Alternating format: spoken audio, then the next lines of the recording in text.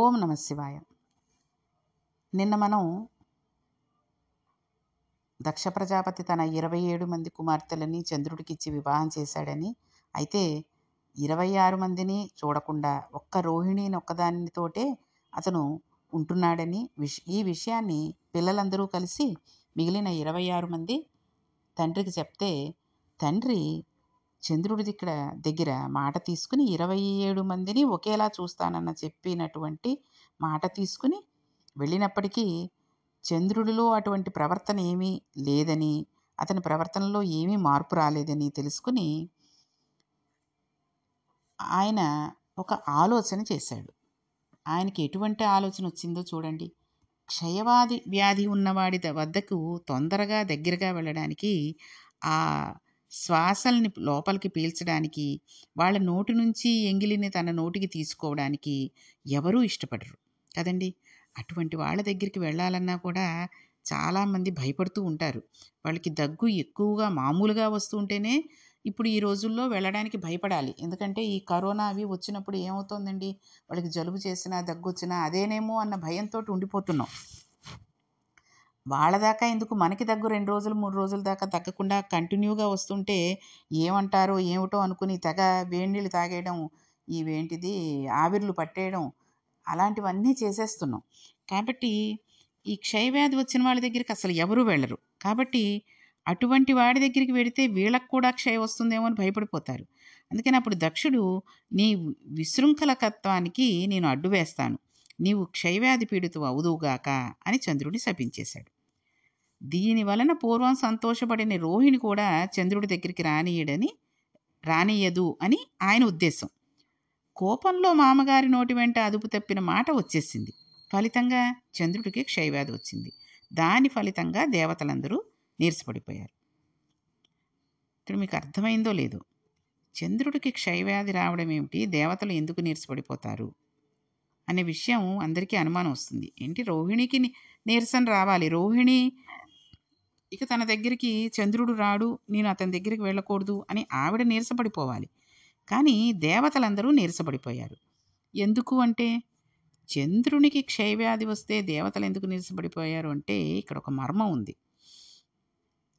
చంద్రుడు బాగా ప్రకాశిస్తే ఆయన అనుగ్రహం చేత ఓషధులు ప్రకాశిస్తాయి. ఓషధులు బాగా ప్రకాశిస్తే, ఓషధులు అంటే మందులకు తయారు చేసేటటువంటి మూలికలు. అప్పుడు మందులతో కూడిన ద్రవ్యంతో యజ్ఞం చేయాలి. యజ్ఞంలో ఈ ఓషధులను కూడా వేస్తే ఆ హవిస్సులను దేవతలు తీసుకుంటారు.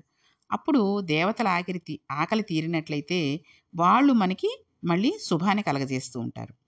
చంద్రుడికి క్షయవ్యాధి సోకడం వలన దేవతలకు హవిస్సులు లేవు కదండి. ఎందుకు, ఆయనకి ఆయన యొక్క తేజస్సు వల్ల ఓషధులు పనిచెయ్యవు. క్షయవ్యాధి సోకడం వలన ప్రజలకు మంగళాలు లేవు. మంగళం అంటే శుభకార్యాలు ఏమీ లేవు. శుభం ఏం జరగట్లేదు, వాళ్ళకి వర్షం లేదు, ఒక పంట పండడం లేదు, ఏమీ లేదు. ఇటు దేవతలు ఇటు ప్రజలు అందరూ మాడిపోయారు. ఇప్పుడు ఇది చంద్రుడి వ్యక్తిగత సమస్య కాదు, అన్ని లోకముల సమస్య అయి కూర్చుంది. అంతే కదండి. ఇప్పుడు చంద్రుడికి సొంతంగా ఒక సమస్య అన్నది ఉంది అంటే అది పర్వాలేదు. ఆయనకి శాపం ఇవ్వడం వల్ల దేవతలకి ప్రజలకి కూడా అది పెద్ద సమస్య కూర్చుంది. ఈ విషయం ఎంత చిత్రంగా పరిణమించిందో చూడండి. ఇప్పుడు వీళ్ళందరూ తమలో తాము చర్చించుకున్నారు. అత్రి మహర్షిని పిలిచారు. అందరూ కలిసి చతుర్ముఖ బ్రహ్మ దగ్గరకు వెళ్ళాడు. అప్పుడు చతుర్ముఖ బ్రహ్మగారు అన్నారు, నేను లోక సంక్షేమం గురించి చెబుతున్నాను. ఇప్పుడు చంద్రుడు ప్రభాస క్షేత్రానికి వెళ్ళాలి. ప్రభాస క్షేత్రం సముద్రపు ఒడ్డున ఉంది. ఆ క్షేత్రంలో ఒక గుంట తవ్వి అందులో ఒక పార్థివలింగాన్ని పెట్టుకుని పంచాక్షరి మహామంత్ర జపాన్ని మృత్యుంజయ మంత్రంతో కలిపి అనుష్ఠానం చేయాలి. ఎంత శాపం ఉన్నా ఇటు బ్రాహ్మణ వాక్కును అటు చంద్రుడిని చచ్చిపోకుండా కాపాడేవాలి అంటే పరబ్రహ్మానికి తప్ప వేరొకటికి సాధ్యం కాదు. కాబట్టి శంకరుడు మాత్రమే ఈ పనిని చెయ్యాలి. అందుకని అక్కడికి వెళ్ళి ఒద్దికగా పార్థివలింగాన్ని అర్చన చెయ్యండి అని చెప్పాడు. వెంటనే చంద్రుడు ప్రభాస క్షేత్రానికి వెళ్ళాడు. అక్కడికి వెళ్ళి పంచాక్షరి మహామంత్రాన్ని మృత్యుంజయ మహామంత్రంతో అనుసంధానం చేశాడు. ఇప్పుడు ఎవడు వ్యాధిని ఇచ్చాడో వాడే శివ సరవ్యాయ తవతయానో రుద్రం మృడయ అంటే అతనే రక్షించాలి. ఇప్పుడు వెళ్ళి కూర్చుని జపం మొదలుపెట్టాడు. కొన్ని కోట్ల జపం అయిపోయింది. అయిపోయిన తర్వాత చంద్రోద్భాసితశేఖరే స్మరహరే గంగాధరే శంకరే సర్పైర్భూషితకంఠకర్ణవివరే నేత్రోత్థవైశ్వానరే దంతత్వకృతసుందరాంబరధరే త్రైలోక్యసారే హరే మోక్షార్థం కురు చిత్తవృత్తిమఖిలాన్ మన్యస్తు కిం కర్మభిః. శివాపరాధ క్షమాపణ స్తోత్రంలో ఉంటుంది ఇది. అటువంటి స్వరూపంతో భగవానుడు శంకరుడు పార్వతీ సహితుడే ప్రత్యక్షమయ్యాడు. చంద్రుడు క్షయవ్యాధితో శుష్కించిపోయి నీరసపడిపోయి ఉన్నాడు. ఏమిటి నాయనా, ఏమిటి నీ అభీష్టం అని అడిగాడు. ఇప్పుడు చంద్రుడు తనకి క్షయవ్యాధి తగ్గిపోయేలా చేయమని పరమేశ్వరుని ప్రార్థించాడు. అంతే కదండి. అతని కోరిక ఏంటి? ప్రస్తుతం అతనికి ఉన్న రోగం పోవాలి. కాబట్టి క్షయవ్యాధి పోయేటట్టుగా చేయమన్నాడు. ఇప్పుడు నీ క్షయవ్యాధి పోతుంది అని పరమాత్మ అనేగలడు. వెంటనే తగ్గిపోతుంది. అసలు ఆయన దర్శనం అవుతుంటేనే క్షయవ్యాధి పోవాలి అసలు. కానీ అలా అంటే ఏమవుతుంది? దక్ష ప్రజాపతి మాటకు విలువ లేనట్లు అవుతుంది. అందుకని ఇప్పుడు శివుడు ఇద్దరిని దృష్టిలో పెట్టుకోవాలి. ఇటు పెద్దయిన దక్ష ప్రజాపతి మాట నిలబడాలి, ఇటు చిన్నవాడైన చంద్రుణ్ణి రక్షించాలి. ఇంత తప్పు చేసిన వాడైనా తన పాదాలు పట్టుకున్నాడు కాబట్టి అతని బుద్ధిని కూడా సంస్కరించాలి. అందుకే ఆ తర్వాత చంద్రుడు తన 27 భార్యలతో సమంగా లేడు అన్నది లేదని చెప్పడానికి ఉదాహరణే చాంద్రమాసంలో దీన్ని చెబుతున్న తిథులు. కాబట్టి చంద్రుడు నక్షత్రాలతో కూడుతున్నాడు. అందుకే చూడండి, చందమామ నక్షత్రాలు రెండు ఒక చెట్టు కింద చెప్తూ ఉంటాం. కాబట్టి మనం ఆ రోజుల్లో ఆయా తిథుల్ని చెబుతూ ఉంటాం చంద్రుడికి భార్యలని. ఇప్పుడు చంద్రుని బుద్ధిని మార్చాడు. పరమేశ్వరుడు బుద్ధిని ధర్మం వైపు మారుస్తాడు కాబట్టి ఆయనకు మనం రుద్ర శబ్దాన్ని ఉపయోగిస్తున్నాం. కాబట్టి ఇప్పుడు చంద్రుని బుద్ధిని ముందు మార్చి అటు పెద్ద ఆయన దక్ష ప్రజాపతి మాట నిలబెట్టాలి కాబట్టి చంద్రుడితో అన్నాడు, నీకు క్షయం ఉంటుంది, కానీ నీవు 15 రోజులు క్షీణిస్తావు, 15 రోజులు వృద్ధి పొందుతూ ఉంటావు. క్షయ పూర్తిగా లేదు కాబట్టి నశించిపోవు, ఎప్పుడూ హాయిగా ఉంటావు. ఇప్పుడు నీ చరిత్ర మారిపోయింది. నీవు పూర్తిగా గొప్పవాడివయ్యావు. నీవు నా చేత అనుగ్రహింపబడిన వాడినని తెలుసుకోవడానికి, నాతో కలిసి నీ దర్శనం చేయడానికి నా పేరే నీతో కలుపుకుంటాను. చంద్రశేఖర అని పిలిపించుకుంటాను అని ఆ చంద్రుణ్ణి తీసి నెత్తిన పెట్టుకున్నాడు. ఏమి ఔదార్యం అండి పరమాత్మది! ఇది ఆయన కారుణ్యం అంటే. అంత తప్పు చేసినా కూడా ఎటువంటి శాపాలు ఇవ్వకుండా, నువ్వు అలా చేసావు కాబట్టి నీ కర్మ నువ్వు అనుభవించాను అనలేదు. ఆయన చేసిన తపస్సుకి, ఆయన స్థాపించినటువంటి ఆ లింగానికి ఆయన పరవశుడైపోయి పార్వతీ సమేతుడై ఆయనకి దర్శనమిచ్చి, నీకు ఇటు దక్ష ప్రజాపతి మాట పోకూడదు, క్షయవ్యాధి ఉంటుంది, కానీ అంటే క్షయం అయిపోతూ ఉంటాడు 15 రోజులు, మళ్ళీ పెరుగుతూ ఉంటాడు. అందుకే కదండి మనకి పౌర్ణమి అమావాస్య వస్తూ ఉంటాయి. పాడ్యము నుంచి పౌర్ణమి వరకు పెరుగుతూ ఉంటాడు. మళ్ళీ పౌర్ణమి నుంచి అమావాస్య, పౌర్ణమి తర్వాత పాడ్యం నుంచి అమావాస్య వరకు క్షయిస్తూ ఉంటాడు, అంటే తగ్గిపోతూ ఉంటాడు. అందుకని తప్పులు జరిగిన వాటికి మనం బాధపడిపోకూడదు. ఏంటో నా పని ఇలా అయిపోయింది, నా బతుకు ఇలా అయిపోయింది, ఏమిటో ఇలా అయిపోతున్నాను, నాకొక్కళ్ళకే ఇలా అయిపోతుందా, అందరూ బాగానే ఉంటున్నారు అని ఒక తప్పు జరిగిన తర్వాత మనం చాలా బాధపడిపోతూ ఉంటాం. ఆ బాధపడడానికి కేటాయించిన సమయాన్ని పరమేశ్వరుడి పాదాలు పట్టుకోవడానికి కేటాయిస్తే మనకున్న బాధ పోతుంది. మనం చేసిన తప్పు తగ్గించేస్తాడు ఆయన, ఆ పాపాన్ని తగ్గించేస్తాడు. కాబట్టి ఇంత కారుణ్యమూర్తి అయిన శంకరుని పాదాలు పట్టుకున్న వాడికి ఒక్కసారి పట్టుకుంటానని పూనికతో నిలబడితే మనల్ని కూడా నెత్తిన మీద పెట్టుకోవడానికి ఆయన సిద్ధంగా ఉంటాడు. చంద్రుణ్ణి ఎలా నెత్తినైతే పెట్టుకున్నాడో ఆ రకంగా మనల్ని ఆయన నెత్తిన పెట్టుకుంటాడు. అందుకనే శంకరుని శశిశేఖర అంటే నెత్తి మీద చంద్రుణ్ణి పెట్టుకున్నవాడా అని పిలవవలసి వచ్చింది. చంద్రుని క్షయవ్యాధి పోయింది, చాంద్రమానం వచ్చింది. ఇప్పుడు ఈ చంద్రుడు పార్వతీదేవికి గొప్ప భక్తుడయ్యాడు. అందుకే మనుచంద్ర కుబేరశ్చ లోపాముద్రా చ మన్మథః అగస్తిరగ్ని సూర్యశ్చ ఇంద్రస్కంద శివస్తదా క్రోధభట్టారుకో దేవ్యాః ద్వాదశామి ఉపాసక. సూర్యుడు, స్కందుడు అని 12 మంది అమ్మవారి మహాభక్తులలో ఈయన కూడా ఒకడయ్యాడు. ఇక్కడ మనం చెప్పుకున్న వాళ్ళందరూ కూడా అమ్మవారి భక్తులు. ఈరోజు మనం చదువుకున్న ఈ శ్లోకం పార్వతీదేవి యొక్క ఈ 12 మంది అమ్మవారి మహాభక్తుల్లో ఉన్నారు అంటే అందులో ఒకడు ఎవరు? చంద్రుడు. కాబట్టి అంత గొప్ప ఆహ్, స్థానాన్ని ఆయన పొందగలిగాడు. అంత పొందగలిగాడు అంటే ఎందుకు పొందగలిగాడు? శివుడు సంతోషించి ఆయన్ని తన తల మీద పెట్టుకోగలిగాడు. అందుకని మనం ఏ బాధ వచ్చినా, ఏమొచ్చినా కుంగిపోకుండా పరమేశ్వరుడి పాదాలు పట్టుకుని, పరమేశ్వరా నీది నువ్వే శరణు. నువ్వు నన్ను మన్నించాలి. ఈ తప్పు చేశాను. కాబట్టి మనం ఎవరి దగ్గర చెప్పుకోవడానికైనా సిగ్గుపడతాం. పరమేశ్వరుడి దగ్గర చెప్పుకోవడానికి సిగ్గుపడకూడదు. కనీసం మనసులోనైనా ఆయన్ని తలుచుకుని, స్వామి ఈ రకంగా చేశాను, పొరపాటయింది. ఇంకొకసారి ఇలా జరగకుండా ఉండేటట్టు చూడు అని ఒక్కసారి చెప్పుకోగలగాలి. ఆయన నామాన్ని స్మరించుకోవాలి. ఆయన రూపాన్ని మనస్సులో తలుచుకోవాలి. అలా చేసుకుని మనం ఆయన్ని గనక స్మరించినట్లయితే, ఆయన పాదాలు పట్టుకుని విడవకుండా మనం ప్రార్థించినట్లయితే, అలాగే ద్రాక్షారామం వెళ్ళి దగ్గరగా ఉండి వీలైన వాళ్ళు 41 రోజులు వెళ్ళి వాళ్ళ కోరిక తీరనిది ఏదైనా ఉంటే తీర్చమని రోజూ నిత్య దర్శనం చేసుకోవడమో, లేదా ఒకసారి వెళ్ళి చక్కగా ఆ దర్శనం చేసుకుని మనస్సులో ముద్రించుకుని ఇంటికి వచ్చి ప్రతిరోజు ఆయనని ఈ 41 రోజులు ఆయనని స్మరిస్తూ ఆయన రూపాన్ని మనం తలుచుకుంటూ మనస్సులో రమించిపోతూ ఆయన్ని ప్రార్థన చేస్తూ ఉంటే మనకు ఉన్నటువంటి పాపాలు, రోగాలు సమస్తము పోయి మోక్షాన్ని ఇవ్వగలిగేటటువంటి ఆ లింగానికి మనం ఎంత భక్తితో కొలిస్తే అంత ముక్తినిచ్చేస్తూ ఉంటాడు.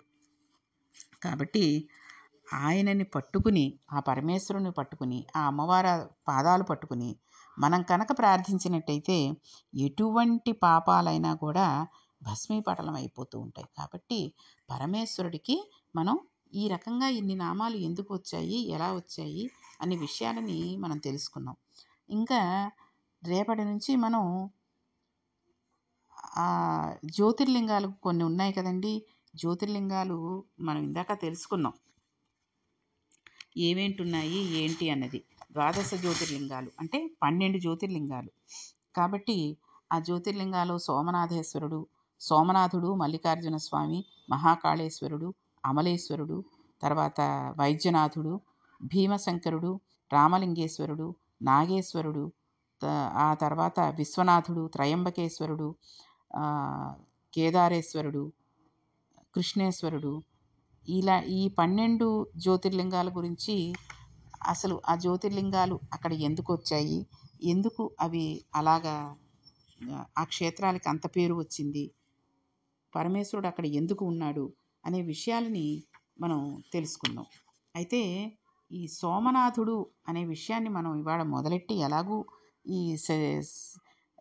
ఆయనకి వచ్చినటువంటి శశిశేఖర అన్న పేరుని మనం తెలుసుకున్నాం. కాబట్టి సోమనాథుడు అంటే సోముడు అంటే చంద్రుడే కదండి. కాబట్టి సోమనాథుడు అనే పేరు ఎందుకు వచ్చింది, ఆ క్షేత్రం యొక్క ఏమిటి అనే విషయాన్ని ఈరోజు తెలిసేసుకుందాం. కాబట్టి ఈ సోమనాథుడు అనే చోట మనకి ఒక చిత్రం జరిగింది. శంకరుడు చంద్రుడిని నెత్తి మీద పెట్టుకోవడం మంచిదే, కానీ సోమనాథలింగం ఉమానాథుడు అంటే సోమనాథుడు అంటే పార్వతీదేవి పక్కన ఉన్న కారుణ్యమూర్తి, సశక్తిపరుడు అని ఇది ఒక అర్థం. ఇంకో అర్థం ఉంది. సోముడు అంటే చంద్రుడు. సోముడు ప్రార్థన చేశాడు, నన్ను ఇంత అనుగ్రహించిన నీవు ఉత్తరోత్తర ఎవరు వచ్చినా రక్షించడానికి ఇక్కడే వెలయవలసింది అన్నాడు. అప్పుడు శివుడు అక్కడ జ్యోతిర్లింగమే వెలిశాడు. అందుకే అది స్వయంభూ జ్యోతిర్లింగాల్లో మొట్టమొదటి లింగం. మనకు తెలిసి వెళ్ళినా తెలియక వెళ్ళినా అక్కడికి వెళ్ళి సోమనాథ జ్యోతిర్లింగాన్ని దర్శించుకుంటే దీర్ఘకాలంగా పీడిస్తున్న వ్యాధులు నయమవుతాయని, భవిష్య జన్మలలో చేసిన పాపాల వలన భయంకరమైన కుష్టు మొదలైన వ్యాధులు రావలసిన పాపాలు కూడా ఖాతాలో ఉండిపోయినా అవి భగ్నమైపోతాయని సోమనాథలింగ దర్శనం చేయమని మనకి శాస్త్రం చెబుతుంది. అందుకే చాలామంది అనారోగ్యంతో ఉన్నవాళ్ళు సోమనాథ క్షేత్రానికి వెళ్ళి అక్కడ గనక దర్శనం చేసుకుని, ఇది గుజరాత్లో ఉంది, అక్కడికి వెళ్ళి దర్శనం చేసుకుని మన రోగాలు చెప్పుకుని మన పాపాలు పోయేటట్టుగా ఆయన్ని గనక స్మరించుకుని దండం పెట్టుకుని వస్తే తప్పకుండా అవి భగ్నమైపోతాయి. కాబట్టి జీవితంలో ఒక్కసారైనా మనం సోమనాథలింగ దర్శనం చేయాలని మనకు శాస్త్రం చెప్తుంది. సోమనాథ దేవాలయం శ్రీ సర్దార్ వల్లభాయ్ పటేల్ సారథ్యంలో పునర్నిర్మాణం అయింది. ఈ లింగం మీద కన్నుబడే ఈ సోమనాథ దేవాలయం పూర్తయి ఎందరో ఎన్నో మార్లు ధ్వంసం చేశారు. ధ్వంసం చేస్తే మహానుభావుడు ఉక్కు మనిషి అనిపించుకున్న భారతదేశపు తొలి ఉప ప్రధానిగా చేసిన సర్దార్ వల్లభాయ్ పటేల్ గారి ఆధ్వర్యంలో ఒక కమిటీ ఏర్పడి సోమనాథ దేవాలయాన్ని పునర్నిర్మాణం చేసి అత్యద్భుతంగా రూపుదిద్దారు.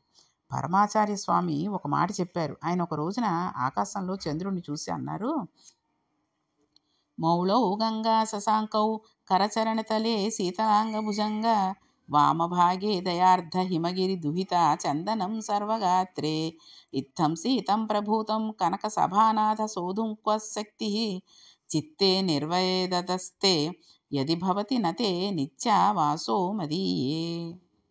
ఇది జగద్గురు బోధలో ఉంది. ఈశ్వర, నీ తలపై ఇప్పటికే గంగమ్మ ఉంది. ఆ గంగమ్మ ఒట్టినే కూర్చోదు, ఎప్పుడూ జటాజూటంలో తిరుగుతూ ఉంటుంది. అలా తిరగడంలో నీరు కిందకి కారినప్పుడు నీ ఒళ్ళు తడిసిపోతూ ఉంటుంది. పార్వతీదేవి ఎప్పుడు శంకరుడి దగ్గరికి వెళ్ళి ముట్టుకుందామా అన్నా శంకరుడు చల్లగా తడిసిపోయి ఉంటాడు. శంకరుడికి ఒళ్ళు తుడుచుకోమంటూ ఉంటుంది. ఆయన తుడుచుకుంటూ ఉంటాడు, మళ్ళీ తడిసిపోతూ ఉంటాడు. గంగ నీళ్లు చల్లగా ఉంటాయి. ఇది చాలదన్నట్టుగా ఇప్పుడు చంద్రుడిని తెచ్చి నెత్తి మీద పెట్టుకున్నావు. కాబట్టి ఇప్పుడు నీ తలంతా ఎంతో చల్లగా ఉండాలి. యథార్థానికి నీ తలంతా చల్లదనంతో దిమ్మెక్కిపోయి ఉండాలి. నీవు పార్వతీదేవి దగ్గరికి వెళ్ళి తల దిమ్మెక్కిపోయింది అనాలి. వీటికి తోడు కుండలి కృత కుండలీశ్వర కుండలం వృషవాహనం నారదాది మునీశ్వర స్తుత వైభవం భువనేశ్వరం. నీ చెవులకి ఏమున్నాయి? పాములు. కంఠంలో పాము, భుజాలకి పాములు, పాదాలకి వాసుకు చుట్టుకుని ఉంటాడు. వాసుకి ఇటు నారాయణుడికి ఇటు శివుడికి కూడా ఆభరణం. పాము అడుగు భాగం చల్లగా ఉంటుంది కదండి. అంటే చల్లగా ఉంటుందని మనం వింటూ ఉంటాం కదండి. ఇంత చల్లగా ఉన్న పాములు ఒళ్ళంతా చుట్టుకున్నాయి. నీ ఒళ్ళంతా ఇంత చల్లగా ఉంటుంది. ఉత్తర క్షణంలో ఉష్ణాన్ని పొందాలంటే వెంటనే వెళ్ళి భార్యను ఆలింగనం చేసుకోవాలి. పోనీ నీవు అలా వెళ్ళి నీవు మీ ఆవిడిని కౌగిలించుకుందాం అనుకుంటే ఆమె వామభాగే హిమగిరి దుహిత దయార్థ. ఆవిడ హిమవంతుని కూతురు. పైగా ఆవిడ ఎప్పుడూ బిడ్డల్ని ఎలా రక్షిద్దామా అని పరమదయతో తడిసిపోయి ఉంటుంది. ఆవిడ కూడా చల్లని తల్లి. దృశాద్రాగ్రీయస్య దరిదళిత నీలోత్పలచృచ ధనీయాంసం దీనం స్వప్నయ కృపయ మామసి శివే అంటారు శంకరాచార్యుల వారు. అలా అపారమైన దైన కళ్ళలోంచి కురిపిస్తూ ఉంటుంది. ఆమె హిమవంతుని కూతురు. తండ్రి గారి పోలికలు వచ్చాయి కాబట్టి ఆమె కూడా ఎప్పుడూ చల్లగా ఉంటుంది.